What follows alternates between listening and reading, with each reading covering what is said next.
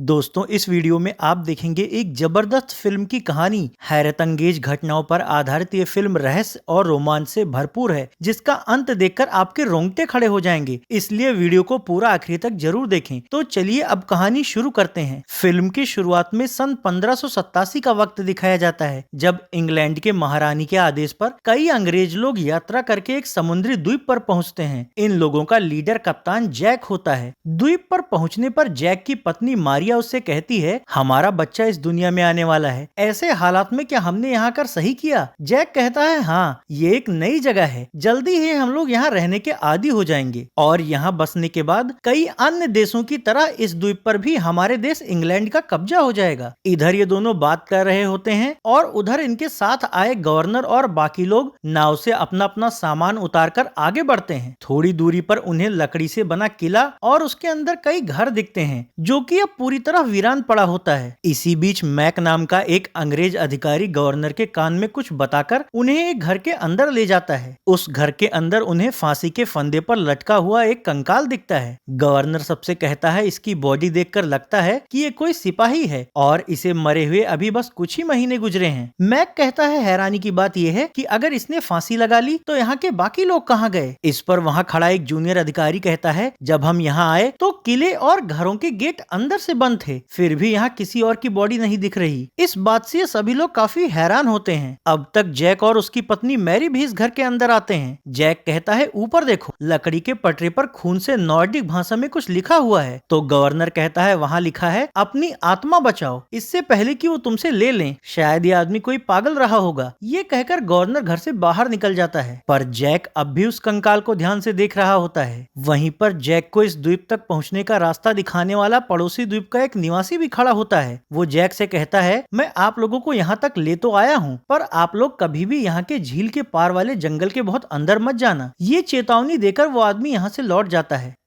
तो अब यहाँ आए ये अंग्रेज लोग वीरान पड़े लकड़ी के इन घरों की मरम्मत करके उसमें अपना अपना आवास बना लेते हैं।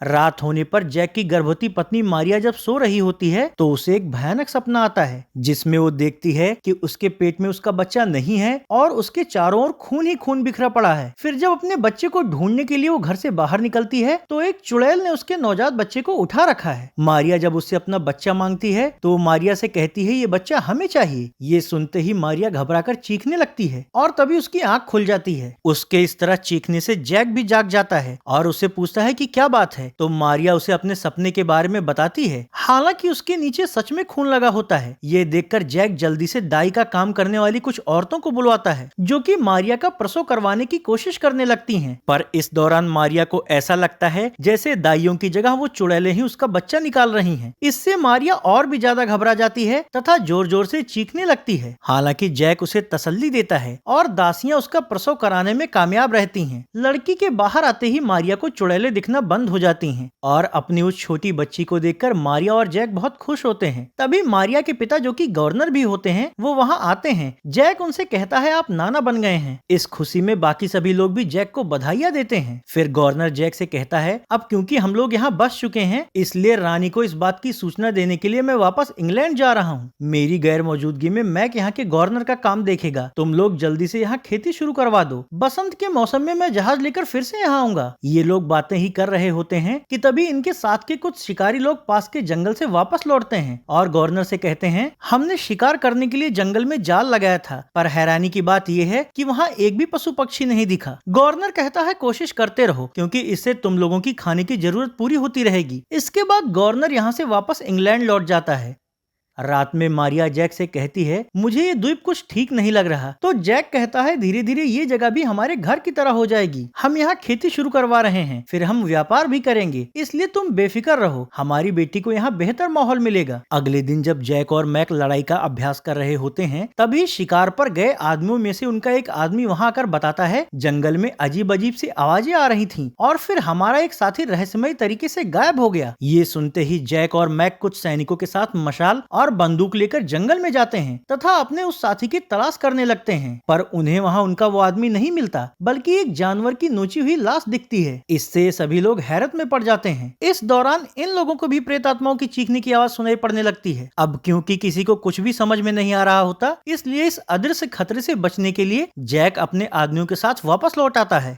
फिर रात होने पर वो अपने जूनियर अधिकारी से कहता है कि किले की पहरेदारी बढ़ा दो और कोशिश करो कि कोई भी अकेले बाहर ना निकले। तो जूनियर अधिकारी कहता है इस द्वीप पर झील के पार जो जंगल है उसके बीचों बीच यहाँ के स्थानीय कबीले के लोग रहते हैं। हो सकता है कि वो लोग ही हमें डराकर इस द्वीप से भगाने की कोशिश कर रहे हों, इसलिए क्यों ना हम उन पर हमला करके उन्हें नष्ट कर दें। इस पर मैक कहता है बेवकूफों जैसी बातें मत करो, पता नहीं यहाँ जो हो रहा है उसमें उन लोगों का हाथ है भी या नहीं, और वैसे भी वो लोग जंगल के मूल निवासी हैं, उन पर हमला करना मूर्खता होगी। ये सब सुन रहा जैक कहता है सच का पता लगाने के लिए कल मैं अकेले कबीले के सरदार के पास जाऊंगा, तब तक तुम लोग यहाँ की जिम्मेदारी देखना। तो अब अगले दिन जैक अकेले झील को पार करके जंगल में जाता है और चलते चलते जंगल के बीचों बीच कबीले के करीब पहुंच जाता है, लेकिन वहाँ कबीले के आदिवासी उसे घेर लेते हैं और फिर उसके सिर पर वार करके उसे बेहोश कर देते हैं। कुछ देर बाद जब उसकी आंख खुलती है तो वो खुद को कबीले वालों के सामने बंधा हुआ पाता है। जैक को होश में आया हुआ देखकर कबीले का सेनापति खंजर निकालकर उसे मारने के लिए उसकी ओर बढ़ता है, लेकिन तभी कबीले का सरदार अपनी झोपड़ी से बाहर निकलकर सेनापति को रोक देता है और जैक को अपनी झोपड़ी के अंदर ले जाता है। जैक सरदार से कहता है हमारे लोगों को डराया जा रहा है और हमारा एक आदमी रहस्यमयी तरीके से लापता हो गया है, यहाँ तक कि मेरी पत्नी को भी अजीबोगरीब डरावनी चीजें दिखती हैं, कहीं इन सब में आपके कबीले का कोई हाथ तो नहीं? सरदार कहता है नहीं, इन जंगलों में कुछ प्राचीन प्रेत आत्माएं रहती हैं, कोई नहीं जानता कि वो क्या चाहती हैं, पर यह काम उन्हीं का हो सकता है, क्योंकि तुम लोगों से पहले भी जो भी इस द्वीप पर आया वो या तो मारा गया या लापता हो गया। जैक कहता है मैं इन सब बातों पर यकीन नहीं करता, इंग्लैंड में इसे अंधविश्वास कहा जाता है। इस पर सरदार कहता है तुम मानो या ना मानो, सच तो यही है और हम लोग भी यहाँ इसीलिए सुरक्षित हैं क्योंकि हम अपने कुल देवता की ताबीज पहनते हैं। ये कहकर सरदार जैक को एक ताबीज देता है और उससे कहता है हो सके तो तुम लोग वापस लौट जाओ या फिर सतर्क रहो और झील के पार इस जंगल में कभी मत आना। ये सब सुनने के बाद जैक आइलैंड के अपने किले में वापस लौट जाता है।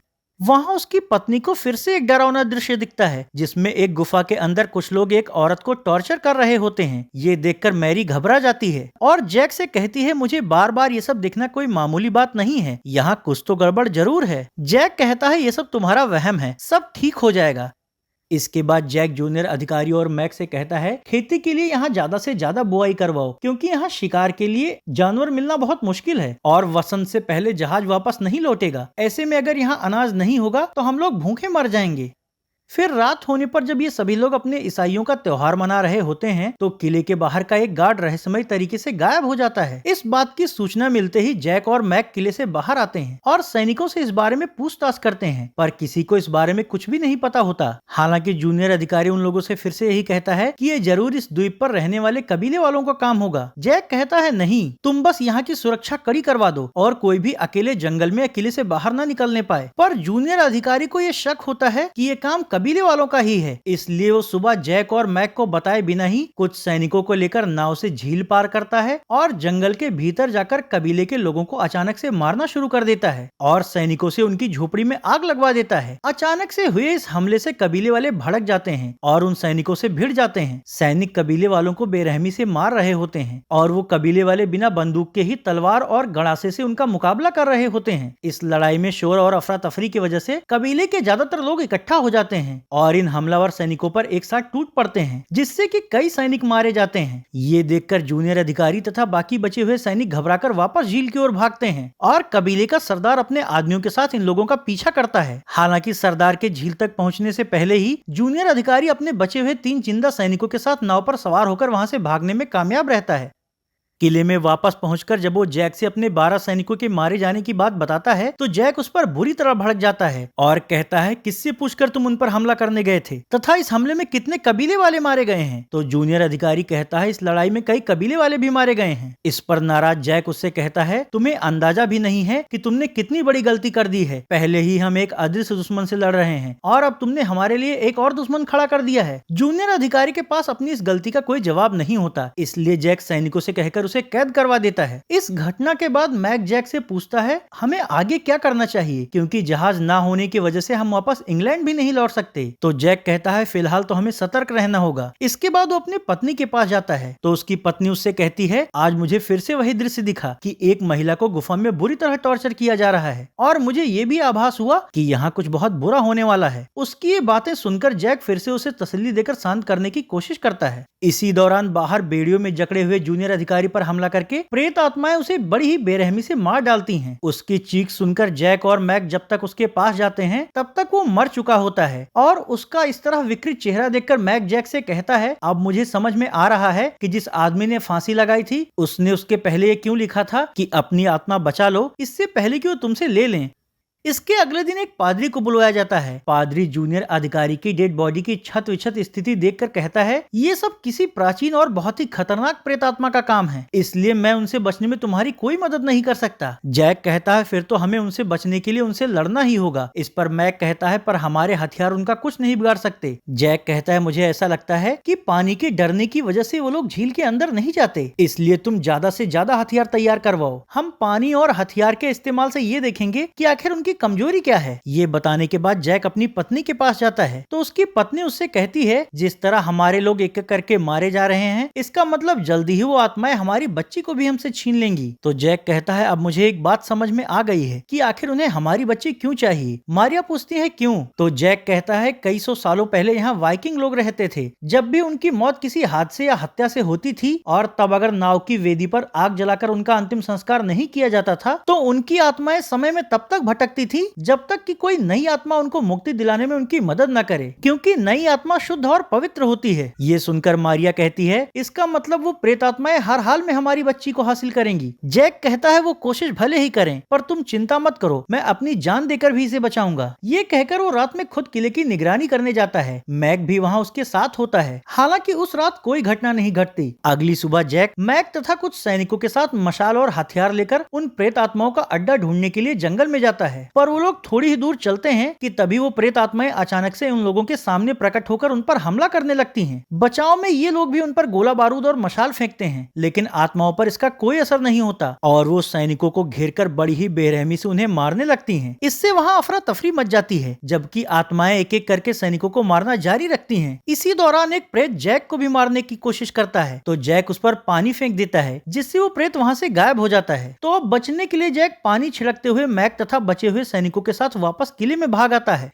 इस घटना के बाद उन सभी अंग्रेजों में डर का माहौल होता है। उधर वो प्रेत आत्माएं भी भड़की हुई होती हैं, इसलिए रात में किले की पहरेदारी कर रहे कुछ सैनिकों को वो प्रेत आत्माएं भ्रमित करके बाहर बुलाती हैं। उन सैनिकों को किले से बाहर निकलते देखकर जैक बाकी सैनिकों से उन्हें रोकने के लिए कहता है, लेकिन इतनी देर में वो सैनिक फाटक खोलकर बाहर निकल जाते हैं और इसी मौके का फायदा उठाकर वो प्रेत आत्माएं उन सैनिकों को भी मार डालती हैं तथा किले की रखवाली में लगे बाकी सैनिकों को मारने के लिए उनकी ओर बढ़ने लगती हैं। खतरा देखकर जैक सैनिकों से उन प्रेत आत्माओं पर गोली चलवा देता है, पर गोलियां उन प्रेतात्माओं पर बेअसर साबित होती हैं और आगे बढ़कर वो प्रेत आत्माएं उन सैनिकों को भी मार डालती हैं। ये देखकर जैक पानी लगे चाकू से एक प्रेत पर हमला कर देता है, जिससे वो प्रेत तो वहाँ से गायब हो जाता है, लेकिन इससे गुस्साया हुआ दूसरा प्रेत मैक के पीठ में चाकू घुसा देता है। हालांकि मैक के पास पानी लगा एक और चाकू होता है तो वो उस चाकू से दूसरे प्रेत को मारता है, जिससे कि वो दूसरा प्रेत भी भाग जाता है। प्रेतों के वहाँ से गायब हो जाने के बाद जैक घायल हो चुके मैक को अंदर लेकर जाता है, जहाँ उसकी मरहम पट्टी की जाती है। सभी लोग काफी डरे हुए होते हैं और जैक भी इस बात से वाकिफ होता है, इसलिए सुबह होते ही वो जंगल में कबीले के सरदार से मिलने जाने के लिए तैयार होने लगता है। मारिया उससे पूछती है तुम अकेले कहाँ जा रहे हो। तो जैक कहता है सरदार से मिलने। मारिया कहती है उन लोगों के साथ जो कुछ भी हुआ है उसके बाद वो लोग तुम्हें जिंदा नहीं छोड़ेंगे। इस पर जैक कहता है अगर मैंने कुछ नहीं किया तो हम लोग तो वैसे भी मारे जाएंगे, इसलिए मुझे जाना ही होगा। इसके बाद जैक अपनी जान को जोखिम में डालकर जंगल में सरदार से मिलने जाता है। उसे वहाँ वापस आया हुआ देखकर सरदार उस पर बुरी तरह भड़क जाता है और उससे कहता है तुम्हारे आदमियों ने जो किया है उसके बाद तुम्हारी यहाँ आने की हिम्मत कैसे हुई। जैक कहता है मेरे आदमियों ने जो कुछ भी किया उसमें मेरा कोई हाथ नहीं था और उन लोगों को अपने गुनाहों की सजा मिल चुकी है। फिलहाल तो मैं यहाँ तुमसे मदद मांगने आया हूँ कि आखिर उन अतृप्त प्रेत आत्माओं से पीछा कैसे छुड़ाएं, क्योंकि आज नहीं तो कल वो हम लोगों को खत्म करने के बाद तुम लोगों को भी नुकसान पहुँचाने जरूर आएंगी। सरदार कहता है मुझे उनके बारे में ज्यादा कुछ तो नहीं पता है, पर इतना जानता हूँ कि जंगल में एक रहस्यमय गुफा है जिससे उन आत्माओं का कोई संबंध है शायद तुम्हें वहाँ कोई जानकारी मिल सके। जैक कहती है, मेरी पत्नी को कई बार ऐसी गुफा दृश्य में दिखती है, शायद ये वही गुफा हो, इसलिए तुम मुझे वहाँ ले चलो। आखिरकार जैक के बार बार आग्रह करने पर सरदार जैक को लेकर उस गुफा तक जाता है। अंदर जाने पर उन्हें गुफा की दीवारों पर एक प्राचीन लेख लिखा हुआ दिखता है, जिस पर लिखा होता है कि कैसे कई सौ सालों पहले कुछ वाइकिंग औरतों और मर्दों को बुरी तरह प्रताड़ित करके मार दिया गया था और तभी से ये जंगल श्रापित हो गया है। सरदार कहता है, इस लेख के अनुसार तुम्हें नाव की वेदी बनाकर अपनी नवजात बच्ची के जरिए इन आत्माओं का अंतिम संस्कार करना होगा, सिर्फ तभी ये प्रेत आत्माएं मुक्त होंगी। ये सब जानकारी मिलने के बाद जैक किले में वापस आकर बाकी सभी को इस बारे में बताते हुए कहता है, हमें जल्दी से जल्दी एक बड़ी वेदी वाली नाव बनानी होगी। तो मैक की पत्नी उससे पूछती है, जैसा कि आपने बताया, क्या इस संस्कार में आपको अपनी बेटी कुर्बान करनी होगी? जैक कहता है, नहीं, बस उसे उस पूरी क्रियाविधि में शामिल करना होगा। तो अब ये सभी लोग मिलकर झील के किनारे एक बड़ी वेदी की नाव बनाने लगते हैं। हालांकि रात होने पर सिर्फ आधी ही नाव बन पाती है, इसलिए ये लोग वापस आकर सो जाते हैं।